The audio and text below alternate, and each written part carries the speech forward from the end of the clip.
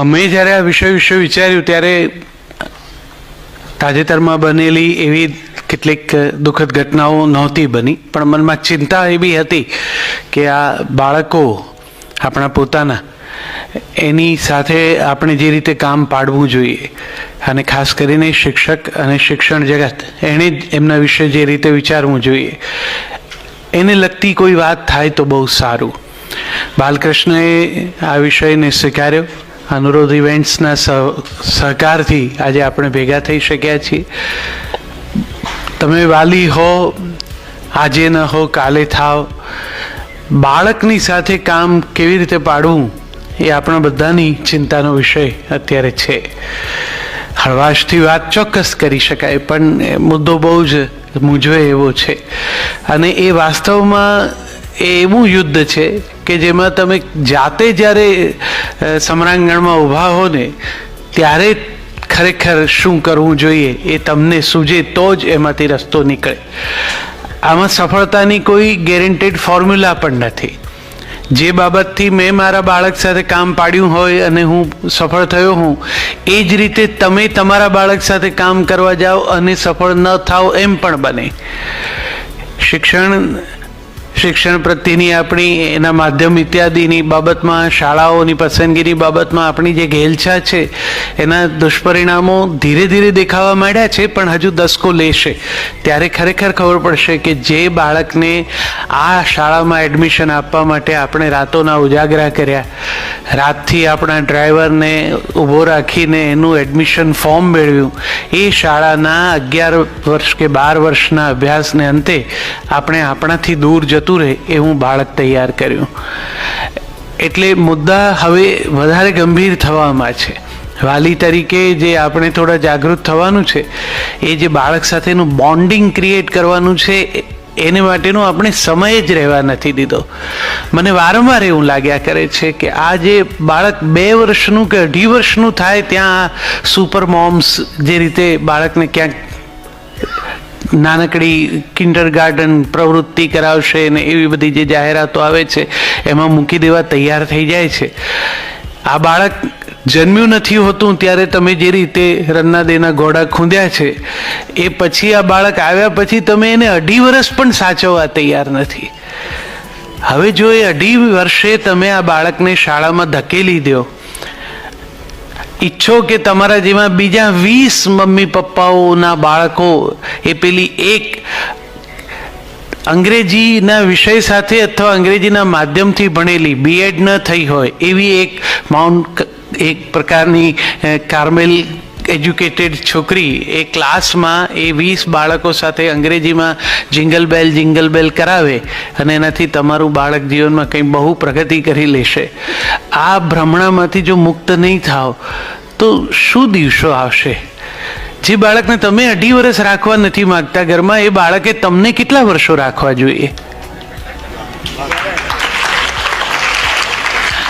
એને તો પહેલા ગીવન ચાન્સ તમને રવાના જ કરવા જોઈએ કે આ 2 જણાએ મારે માટે જે કરવું જોઈતું હતું એ કર્યું નથી. એ તો આનાથી રાજી થઈ ગયા. એ જે પેલું રીંગા રીંગા રોઝીસ કરીને જે બાળક ઘેર આવે નવું નિશાળમાંથી, બાળ મંદિરમાંથી શીખીને, અને આમ ગોળ ગોળ ફરે, બાપુજી પ્રસન્ન ના થાય, કારણ બાપુજી બિચારા હજુ ઓફિસ હોય, માં હરખાઈ જાય, પપ્પાને ફોન પણ કરી દે, તમને ખબર છે આજે તો રીંગા રીંગા રોઝીસ ગાયું.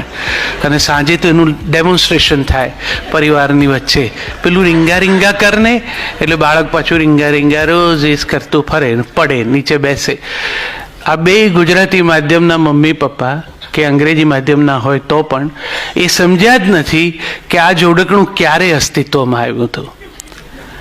આ જ્યારે પ્લેગ જેવો ભયંકર રોગ આવ્યો અને માણસો ઉધરસ ખાઈને ગોળ ગોળ ચકરડી ફરીને પડીને મરતા થયા ને, એમાંથી આ જોડકણું ઊભું થયું છે. આનો હરખ ન હોય, તમે રેન ગો અવે તો એમને ત્યાં ગવાય. આપણું તો આવરે વરસાદ છે. જ્યાં મમ્મી પપ્પાની તૈયારી જ નથી કે હું એને જ્યાં મૂકવા જવાનો આટલો ઉત્સાહ રાખું છું ત્યાંની પરિસ્થિતિ વાસ્તવમાં શું છે, એ મારા બાળકને શું ભાથામાં બંધાવે છે, એના વિશે જો હું વિચારું જ નહીં વાલી તરીકે, તો એ બાળકો આવતીકાલે શું કરશે? અને એ જે કંઈ કરશે એની પૂરી જવાબદારી પહેલાં તો આપણી છે, પછી શાળા અને એના શિક્ષકની જ. મોરારી બાપુ બહુ સરસ અમને એક વખત વાત કરી હતી કે એ વિદેશમાં હોસ્ટના ઘેર રહેતા હશે, એટલે પેલા બે યંગ બાળકો એમના, તો બાપુ આગળના રૂમમાં સોફામાં બેઠા હશે અને પેલા છોકરાઓ એન્ટર થયા, એટલે મમ્મી પપ્પાએ તરત એમ ઊભા રાખ્યા અને કીધું કે લુક બાપુ ઇઝ હિયર. એટલે આ દીકરો દીકરીએ હાય કરીને પોતાના રૂમમાં જતા રહ્યા. બાપુ બહુ સંવેદનશીલ અને બહુ જાગૃત છે અને એ અર્થમાં સોશિયલ એડ્યુકેટર પણ છે, એટલે એમણે મમ્મી પપ્પાની ગેરહાજરીમાં બાળકો સાથે વાત કરી.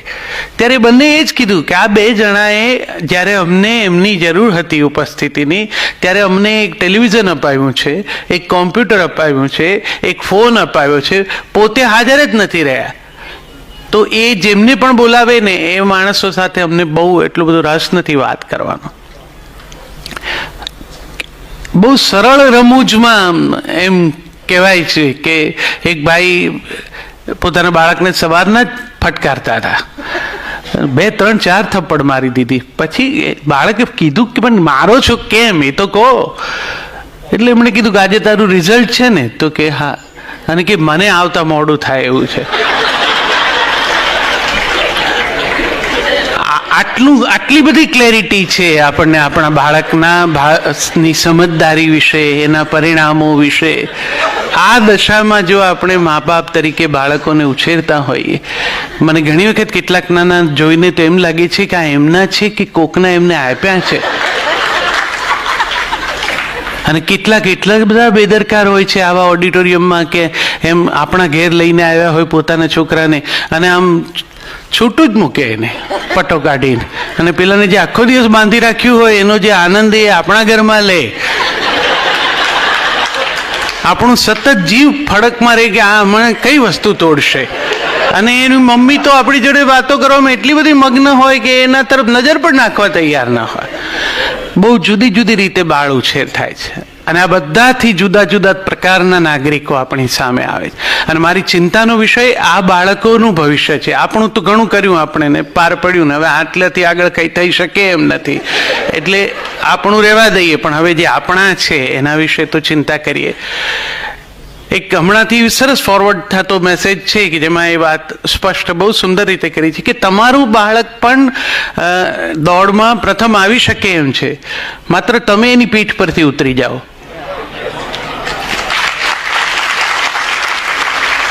આ બધા જ બાળકો ઉપર આપણે ચડી બેઠા છીએ. હું ઘણીવાર એમ કહું છું કે બાળકની 2 આંખો ઉપર 4 આંખોના સપનાનો ભાર આપણે નાખી દીધો છે. મમ્મી પપ્પાની પોતપોતાની 2 આંખોમાં જે અધૂરા સપના છે, એમનાથી જે પૂરા નથી થયા, એનો ભાર એ આ એક બાળક ઉપર છે. અને એ બાળકને પોતાના સપના હશે એ વિશે તો આપણે વિચારવા પણ તૈયાર નથી. ખરેખર જો આટલા બધા બાકી સપનાઓ પૂરા કરવાનું કામ આ લોકોએ જ કરવાનું હોય તો આપણને બાળકો ઘણા હોવા જોઈતા હતા. હવે આપણે રાખવું છે એક, અને એને કરાવવું છે બધું. એક બાળક, આરતીએ કીધું એમ, તમે એને ચિત્ર દોરાવો, પાછું એને લઈ જઈને કરાટે શીખવો, પાછું એને ટેનિસ કરાવડાવો, પછી પાછું સ્કેટિંગમાં લઈ જાઓ. એટલે આટલું બધું તમારું બાળક જાણી લે એ તમારો હરખ હોઈ શકે, તમે એ પ્રમાણે કરવા માગતા હો કે આપણું બાળક સરસ તૈયાર થાય, પણ આટલું બધું તમે પોતે કરી શક્યા હોત ખરા? કરી શક્યા છો ખરા? હવે તો ખાસી અનુકૂળતા છે, છોકરા મોટા થઈ ગયા હોય એવી ઘણી બધી મમ્મીઓ છે, એમાંથી કેટલી જઈને સ્વિમિંગ પુલમાં ભૂસકા મારે છે. એમને તો સંકોચ થાય છે કે હવે અમે સારા ન લાગીએ આમાં, એટલે જે બિચારું સારું લાગી શકે એવું છે એને ધક્કો મારો. બાળક ઈશ્વરે તમને એક આપ્યું છે, બહુ મુશ્કેલીથી આપ્યું છે, તમે બહુ હાથ જોડ્યા હતા ત્યારે આપ્યું હતું, અને હવે એના ઉછેર માટે તમારે જે કરવું જોઈએ એટલો સમય નથી આપતા, અને પાછા કહો છો કે અમે આ જે કંઈ કરીએ છીએ બધું એને જ માટે કરીએ. દુઃખદ વાત તો એ છે અને સત્ય પણ છે. તમારી આ બધી જ, આપણા બધાની આ બધી દોડાદોડી છે કોના માટે? એ લોકો માટે છે. અને જેમને માટે છે એમને ખરેખર શું જોઈએ છે એના તરફ આપણું ધ્યાન જ નથી. એમને માટે જે ફાળવવાનો છે તો સમય છે. ડૉક્ટર સારું કહ્યું, એની સાથે બેસો થોડી વાર. પણ આ તો પેલા પોતાને બે જણ નહીં બેસવાનો સમય નથી. એ બે ભેગા બેસે તો અંદર અંદર લડ્યા જ કરે એવી પરિસ્થિતિ છે. કેટલા બધા અભાવોથી ગ્રસ્ત મન છે. એ પેલા એના કરતા ન બેસે તો સારું પાસે. બાળકને ગમે એટલું મોટું થાય ને, પરણીએ જાય ને તો પણ દિવસમાં એકવાર એને હગ કરો. દીકરો હોય દીકરી હોય ને વહાલથી આ સ્પર્શ છે ને, એનાથી વધારે મોટો કોઈ જાદુ જ નથી. એ ઇન્ટિમસી ક્રિએટ કરશે. એને એશ્યોરન્સનો મેસેજ આવશે બાળપણથી કે ના, પપ્પા છે બાજુમાં.